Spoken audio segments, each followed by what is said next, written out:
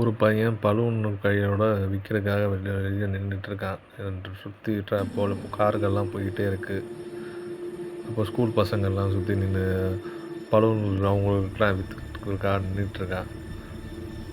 வீட்டில் வந்து அவங்க அம்மா உடம்பு முடியாமல் இருக்கான். தங்க படிச்சுக்கிட்டு இருக்கு.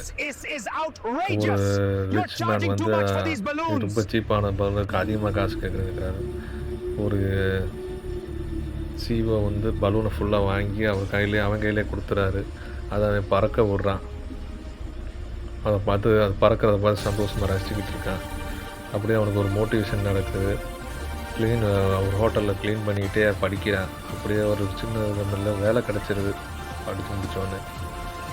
அதுக்கப்புறம் ஒரு ஸ்டார்ட் அப் கம்பெனி ஆரம்பிக்கிறான். அதில் வந்து அவன் சக்ஸஸ்ஃபுல்லாக ஆகிறான்.